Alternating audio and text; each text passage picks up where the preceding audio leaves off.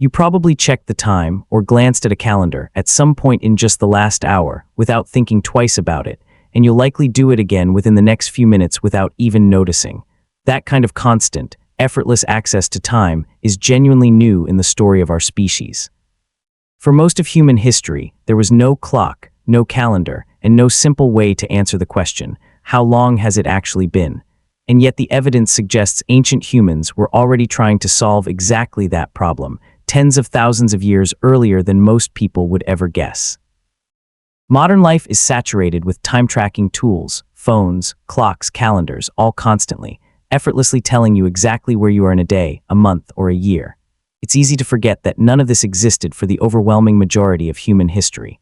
For hundreds of thousands of years, tracking time meant paying close, careful attention to the natural world directly, with nothing external to rely on and no simple way to double-check your own memory of what had already happened. This wasn't some abstract intellectual curiosity either, pursued purely out of idle interest. Knowing roughly when a particular season was approaching had genuine, practical survival value that could make the difference between a successful season and a genuinely difficult one.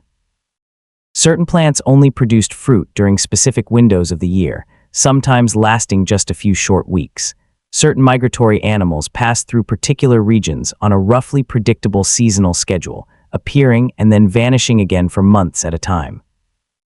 A group that could reliably anticipate these patterns, rather than simply stumbling across them by chance, had a real, measurable advantage over one that couldn't, especially in environments where missing a single seasonal window meant waiting many more months for the next opportunity to come around again.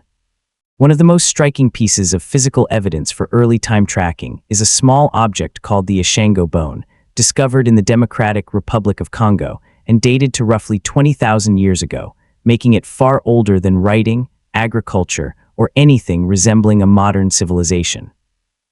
It's a length of bone carved with a series of notches, organized into distinct groupings rather than one long, unbroken row running the entire length of the object.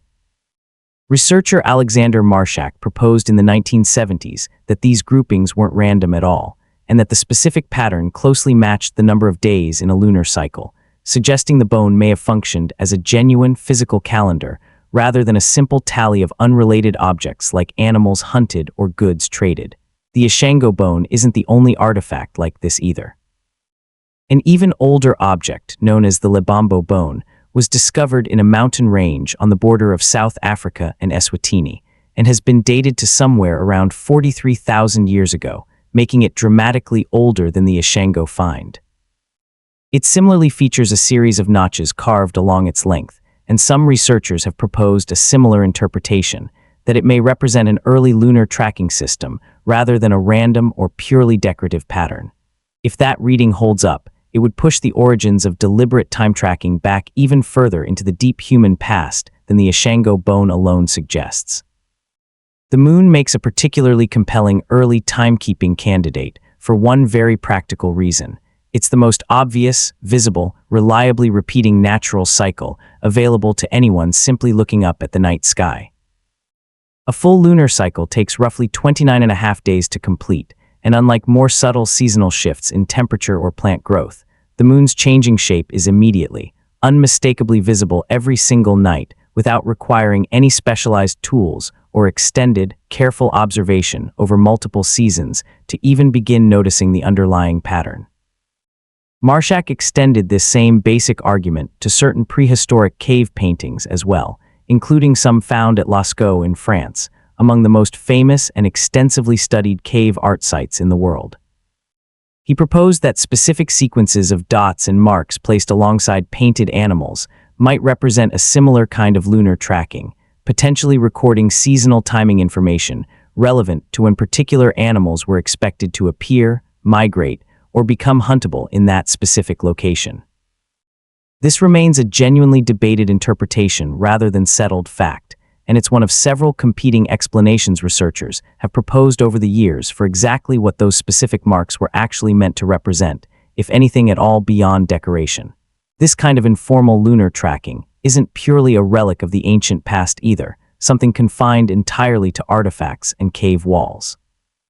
Some modern hunter-gatherer and small-scale traditional societies, studied by anthropologists, still organize seasonal activities, including hunting schedules and ceremonial timing, around informal lunar observation, without relying on any written calendar system at all.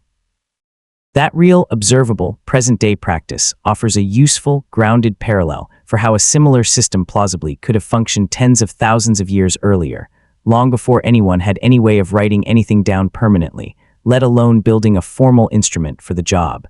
Eventually, purely lunar tracking systems ran into a genuine practical limitation.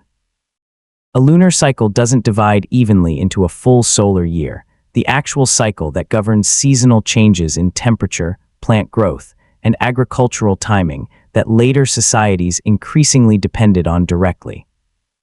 As farming became more central to how many human groups lived, the specific timing of planting and harvest windows mattered enormously, which gradually pushed many cultures toward developing more complex solar or combined lunar-solar calendar systems capable of tracking both cycles simultaneously with much greater long-term accuracy.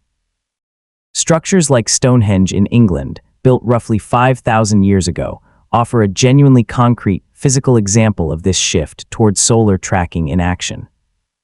Its layout is precisely aligned with the sunrise on the summer solstice and the sunset on the winter solstice, meaning the structure itself functions as a kind of massive, fixed astronomical instrument, marking specific, recurring solar events with a level of architectural precision that would have required sustained observation across many years just to calculate correctly in the first place. That's a dramatically more elaborate approach than a handful of notches carved into a bone, but it's clearly still solving fundamentally the same underlying problem. It's worth being honest that Marshack's specific lunar calendar interpretation has faced real, substantial pushback from other archaeologists over the decades since he first proposed it in the 1970s.